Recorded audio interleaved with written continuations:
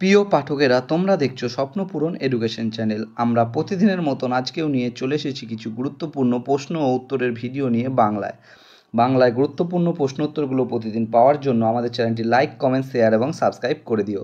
Subscribe করে bell আইকনটি press করে নিও, তাহলে নতুন নতুন ভিডিও নোটিফিকেশনগুলো তোমরা খুব সহজেই পেয়ে যাবে। এবং আপকামিং পরীক্ষার জন্য এই প্রশ্ন উত্তরের ভিডিওগুলো কিন্তু খুব গুরুত্বপূর্ণ, তাই ভুলেও কেউ ভিডিওটা স্কিপ করো না, পুরো ভিডিওটা অবশ্যই মনোযোগ সহকারে দেখো। এবং নতুন যারা আমাদের চ্যানেলে প্রশ্ন উত্তরের ভিডিওগুলো দেখছো তারা অবশ্যই লাইক, কমেন্ট, শেয়ার এবং সাবস্ক্রাইব করে দিও। সাবস্ক্রাইব করে বেল আইকনটি প্রেস করে নিও, তাহলে নতুন নতুন ভিডিও নোটিফিকেশনগুলো তোমরা খুব সহজেই পেয়ে যাবে। আমাদের ডিসক্রিপশান বক্সে ফেসবুক গ্রুপ, টেলিগ্রাম গ্রুপ এবং হোয়াটসঅ্যাপ গ্রুপের লিঙ্ক দেওয়া আছে, সেখানে গিয়ে সবাই অবশ্যই জয়েন করে নিও। তাই অযথা সময় নষ্ট না করে চলে আসি আজকের প্রথম প্রশ্নে।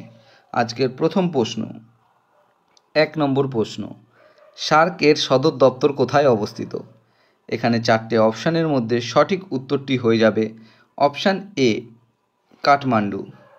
সার্কের সদর দপ্তর কাঠমান্ডুতে অবস্থিত এবং এটি 1995 সার্ক 1995 সালের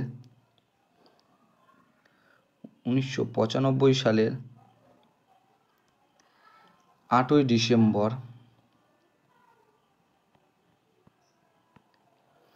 ডিসেম্বর তৈরি হয়েছিল। সার্কের পুরো অর্থ হলো south Asian association for regional corporation. পরবর্তী প্রশ্ন, 2 নম্বর প্রশ্ন, ভারতের অরণ্য গবেষণাগার কোথায় রয়েছে? এখানে 4টে অপশানের মধ্যে সঠিক উত্তরটি হয়ে যাবে অপশান বি, দেরাদুনে। ভারতের অরণ্য গবেষণাগারটি রয়েছে দেরাদুনে এবং এটি 1906 সালে গড়ে উঠেছিল। এটি কিন্তু 1906 সালে গড়ে উঠেছিল। পরবর্তী প্রশ্ন, 3 নম্বর প্রশ্ন, ইউরোপ থেকে ভারতে আসার সমুদ্রপথ কে আবিষ্কার করেন? এখানে 4টে অপশানের মধ্যে সঠিক উত্তরটি হয়ে যাবে option A, Vasco da Gama.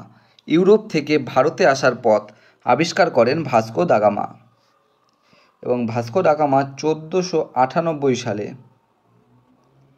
20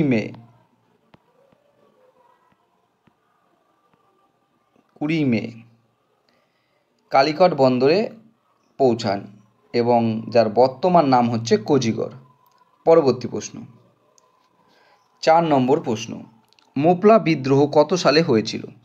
এখানে 4টে অপশানের মধ্যে সঠিক উত্তরটি হয়ে যাবে অপশান সি, 1921 সালে।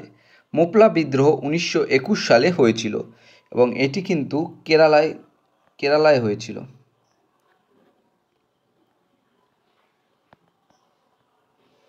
এটি কিন্তু কেরালায় হয়েছিল। মোপলা বিদ্রোহটা কিন্তু কেরালায় হয়েছিল 1921 সালে, কেরালার মালাবার উপকূলে। পরবর্তী প্রশ্ন, 5 নম্বর প্রশ্ন, world day of social justice কবে পালন করা হয়? এখানে 4টে অপশানের মধ্যে সঠিক উত্তরটি হয়ে যাবে option C, 20 February. World day of social justice 20 February পালন করা হয়। পরবর্তী প্রশ্ন, 6 নম্বর প্রশ্ন, প্রজনন প্রক্রিয়ার সময় উদ্ভূত পরিবর্তনশীল হতে পারে। এখানে নিচে 4টি অপশানের মধ্যে সঠিক উত্তরটি হয়ে যাবে অপশান এ, উত্তরাধিকারী সূত্রে প্রাপ্ত। প্রজনন প্রক্রিয়ার সময় উদ্ভূত পরিবর্তনশীল হতে পারে উত্তরাধিকারীর সূত্রে প্রাপ্ত।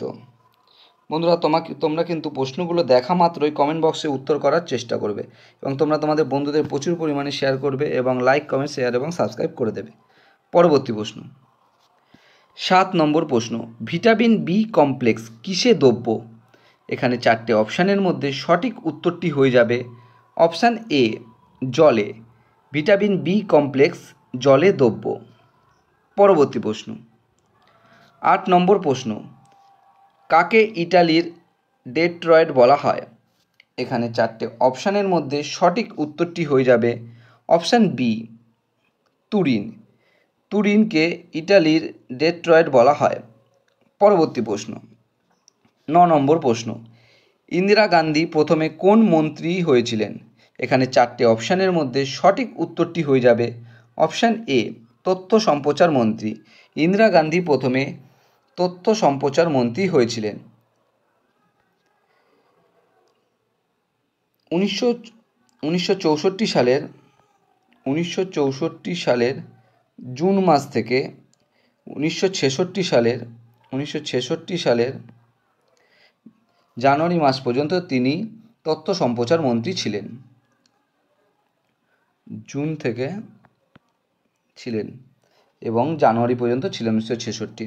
পরবর্তী প্রশ্ন, 10 নম্বর প্রশ্ন, সীতার বনবাস কার রচনা? এখানে 4টে অপশানের মধ্যে সঠিক উত্তরটি হয়ে যাবে অপশান এ, ঈশ্বরচন্দ্র বিদ্যাসাগর। সীতার বনবাস ঈশ্বরচন্দ্র বিদ্যাসাগরের রচনা।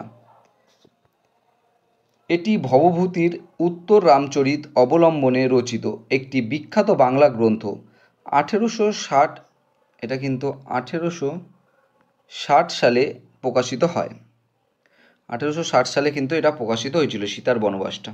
পরবর্তী প্রশ্ন, 11 নম্বর প্রশ্ন, বাংলা গদ্যের জনক কাকে বলা হয়? তোমাদের সামনে 4টে অপশান রয়েছে। 4টে অপশানের মধ্যে সঠিক উত্তরটি হয়ে যাবে অপশান সি, ঈশ্বরচন্দ্র বিদ্যাসাগরকে। বাংলা গদ্যের জনক বলা হয় ঈশ্বরচন্দ্র বিদ্যাসাগরকে। তিনি বাংলা গদ্যের প্রথম সার্থক রূপকার এবং বাংলা লিপি সংস্কার করেন, এটিকে সহজবোধ্য করে তুলেছিলেন। পরবর্তী প্রশ্ন, 12 নম্বর প্রশ্ন, আইনি আকবরী গ্রন্থের লেখক কে? এখানে 4টে অপশানের মধ্যে সঠিক উত্তরটি হয়ে যাবে অপশান বি, আবুল ফজল। আইনি আকবরী গ্রন্থের লেখক আবুল ফজল। পরবর্তী প্রশ্ন, 13 নম্বর প্রশ্ন, টিপুর চূড়ান্ত পরাজয় ঘটেছিল কার হাতে? এখানে 4টে অপশানের মধ্যে সঠিক উত্তরটি হয়ে যাবে অপশান এ, লর্ড ওয়েলেসলি। টিপুর চূড়ান্ত পরাজয় ঘটেছিল লর্ড ওয়েলেসলির হাতে। 1799 সালে চতুর্থ অ্যাংলো মহীশূর যুদ্ধে তিনি টিপু সুলতানকে পরাজিত করেন। তিনি কিন্তু 1799 সালে অ্যাংলো মহীশূর যুদ্ধে তিনি টিপু সুলতানকে পরাজিত করেন। পরবর্তী প্রশ্ন, 14 নম্বর প্রশ্ন এবং আজকের শেষ প্রশ্ন, হিন্দু নারীদের সতী প্রথা কোন মুঘল সম্রাটের রাজত্বকালে নিষিদ্ধ হয়?